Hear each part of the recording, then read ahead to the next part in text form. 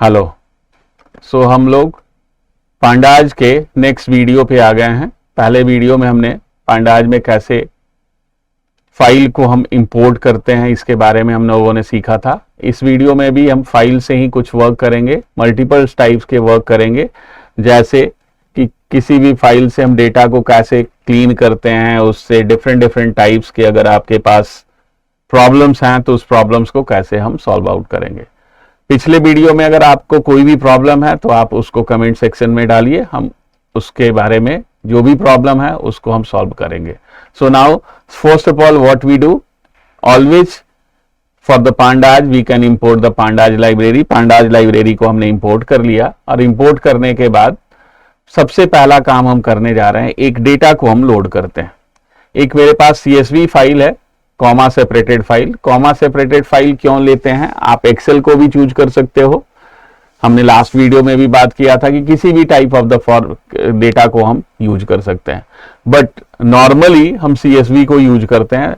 Reason behind that कि CSV is a kind of file that contain a large amount of the data, बहुत बड़े data को contain कर सकता है उसमें, और easy to maintain भी होता है। easy to maintain, every data can be easy to maintain in a Pandas, but CSV is better than other reason behind that it's contain very large data. Fine.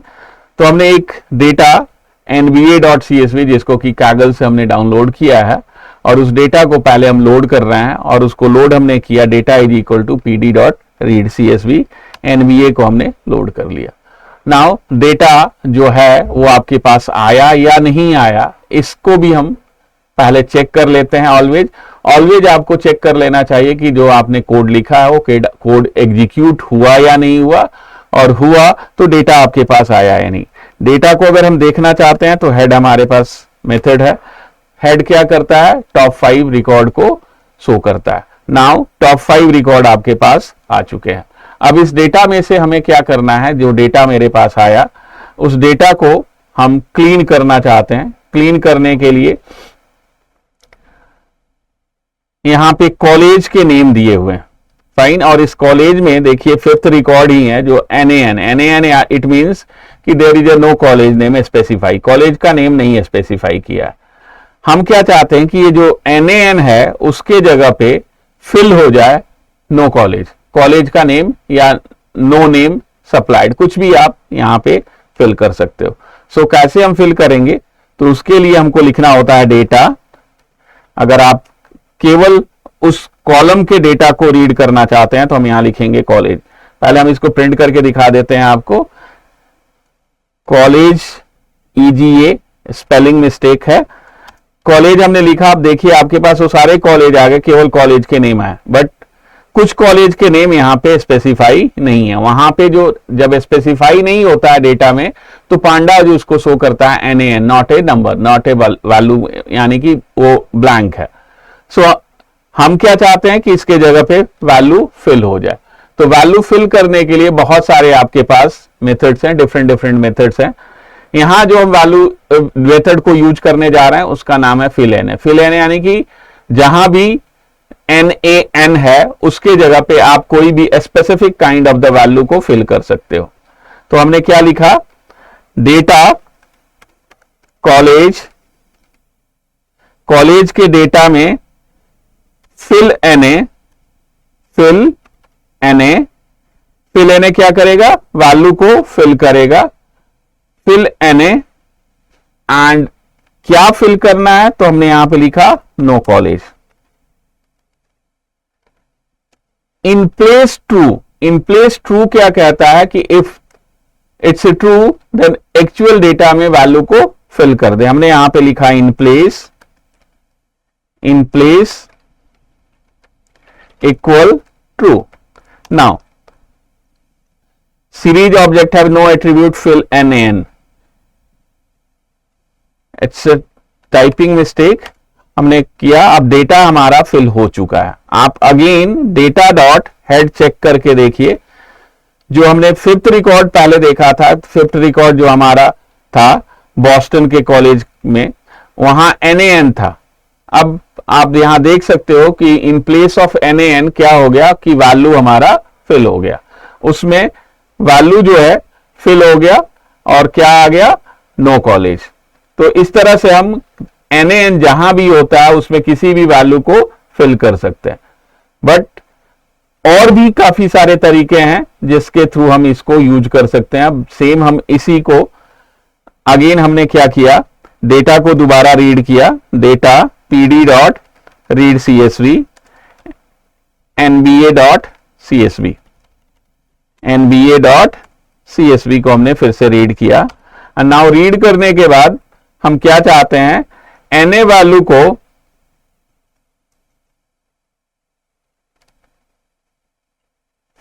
एक method होता है FFFill, Ffill, यानी कि जो top में college है उसको fill कर दो। तो हमने यहां पे कहा data college dot Ffill, fine. Ffill में हमने क्या कहा, Ffill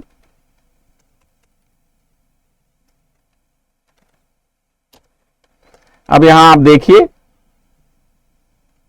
अगर हम डेटा डॉट हेड को यूज करते हैं तो क्या हुआ, जहां भी हमारा फिल NA होता है उसके प्लेस पे हमको फिल करना है जो टॉप वाले कॉलेज हैं। तो इसको आप ऐसे सॉल्व कर सकते हैं, fill NA method equal Ffill, method equal Ffill in place true, in place true. Now अब आप डेटा डॉट हेड चेक करके देखिए क्या हुआ। यहां पे जॉर्जिया स्टेट का जो टॉप में डेटा था, यानी कि 4th नंबर पे जो हमारा कॉलेज का नेम था, वही हमारे कॉलेज का नेम 5th प्लेस पे भी आ गया। पहले आपने देखा था ये हमारा पहले का आउटपुट था जॉर्जिया स्टेट, उसके नीचे NaN था। तो Ffill मेथड क्या करता है कि जो टॉप में जहां भी ब्लैंक है उस ब्लैंक से ऊपर कोई भी रिकॉर्ड है उसको उसमें फिल कर देता है। तो ये हमारा फिलिंग का एक डिफरेंट मेथड है, इससे भी हम यूज कर सकते हैं। एक और हम इसको कर सकते हैं, हम चाहते हैं कि केवल एक ही जगह वो फिल हो, तो उसके लिए अगेन हमने क्या किया, ये ऑलरेडी डेटा में चेंज हो चुका है। सो अगेन हमने डेटा को रीड किया, data is equal to pd dot read CSV, nba dot CSV को हमने रीड किया। रीड करने के बाद nba college data college, data college से हमने कहा fill NA, method is equal to Ffill, limit को अब हम यहां यूज करने जा रहे हैं, limit 1 in place true, in place true. अब ये क्या करेगा,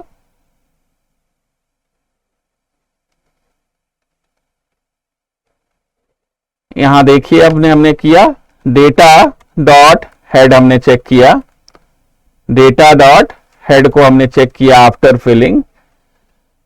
ये बेसिकली करता है limit, a limit 1 is set to the fill NA method to check if the function stop replacing after one successful replacement of NaN value or not।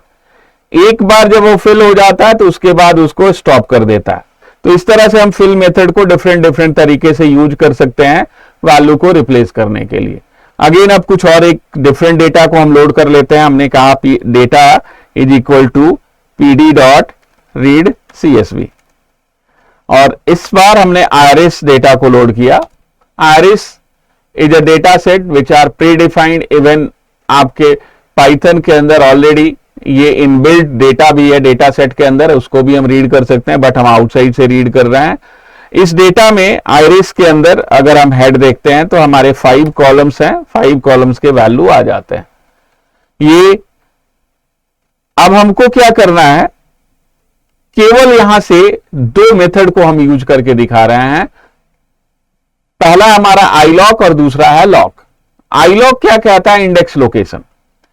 जैसे हमने कहा डेटा डॉट आईलॉग, और इस आईलॉग के अंदर हमने कहा ऑल रो सारे दिखाए, बट जो हमारा कॉलम हो वो केवल 0 1 को शो करे। तो हम यहां लिखेंगे 0 2 2। इस केस में जो वैल्यू वो शो करेगा केवल 2 कॉलम के वैल्यू को शो करेगा। अगर आप चाहते हो कि डेटा हमारा पूरा है तो आप ऑलरेडी उसको तो यूज ही कर सकते हो हेड को, बट आईलॉग के थ्रू भी आप यूज कर सकते हो। That is how colon comma colon, colon comma colon means all row all column. But अगर स्पेसिफिक वैल्यू को आप देखना चाहते हो तो उसके लिए हम LOC को यूज करते हैं। कैसे? Data dot lock. इसमें हमने कहा ऑल रो, बट कॉलम हमको कौन सा चाहिए तो कॉलम का नेम देना पड़ता है। बट जो हमने डेटा को लोड किया था उसमें नेम नहीं दिया था, इसलिए अब हम data is equal to PD dot read CSV iris data को लोड किया और यहां कॉलम्स के नेम को हमने स्पेसिफाई कर दिया। Sepal length, sepal width, petal length,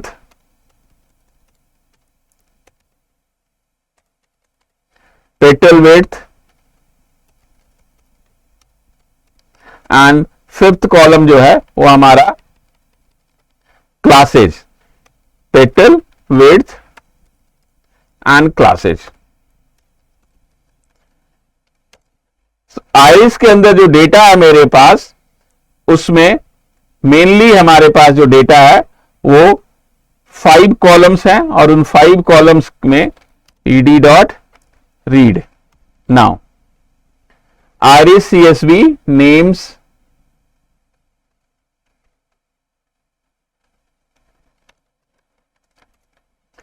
now, अब हम लॉक को यहां पे यूज कर रहे हैं। हमने कहा ऑल रो, बट ओनली हम जो देखना चाहते हैं वो सेपल लेंथ और पेटल लेंथ को यूज करना चाहते हैं। तो हम ऐसे लिख सकते हैं sepal length, sepal comma petal length. Now यहां सेलेक्टिव कॉलम्स को हम शो कर सकते हैं। तो सेलेक्टिव कॉलम्स को अगर आपको देखना हो तो हम LOC को यूज करते हैं, लोकेशन। अगर कंटिन्यूएशन में आपको इंडेक्स लोकेशन को देखना हो तो हम आईलॉग को यूज कर सकते हैं। सो इस तरह से हम किसी भी data base, data can be any format, उस डेटा के डिफरेंट फॉर्मेट को हम डेटा सेट में, यहां पे डेटा फ्रेम में कन्वर्ट कर लेते हैं और डेटा फ्रेम से हम फर्दर उस पे डिफरेंट तरह के क्वेरी कहते हैं, क्वेरी को हम एग्जीक्यूट करते हैं। पांडा जस्ट लाइक RDBMS के तरह ही है। जैसे आप SQL यूज करते थे या ओरेकल के SQL को यूज करते थे, MySQL, किसी को भी जो आप यूज करते थे, उनमें वर्क करने में क्या है, वो स्ट्रक्चर्ड डेटा को केवल रीड करता है। लेकिन पांडाज जो है हमारा, वो पांडाज अनस्ट्रक्चर्ड डेटा को भी स्ट्रक्चर फॉर्म में कन्वर्ट करके हम उसको इजीली उस पे क्वेरी को यूज कर सकते हैं। सो क्वेरी जो हम यूज करते हैं वो डिफरेंट टाइप के क्वेरी, किसी भी तरह के क्वेरी को आप इजीली पांडाज के तरह थ्रू सॉल्व कर सकते हो। तो जब भी हम डेटा साइंस की बात करते हैं तो डेटा साइंस में हम किसी RDBMS को नहीं यूज करते हैं। इवन RDBMS से डेटा को अगर हमें रीड करना हो तो अल्टीमेटली उसको हम पांडाज के थ्रू रीड करके उसको डेटा फ्रेम में कन्वर्ट कर लेते हैं एंड देन हम उस पर वर्क करते हैं। सो इस वीडियो में इतना ही। नेक्स्ट हम लोग अगले वीडियो में और भी पांडाज के बारे में डिस्कस करेंगे। So thanks. अगर कोई भी प्रॉब्लम आता है तो कमेंट सेक्शन में कमेंट कीजिए so that we can improve the quality of your tutorials. So thanks.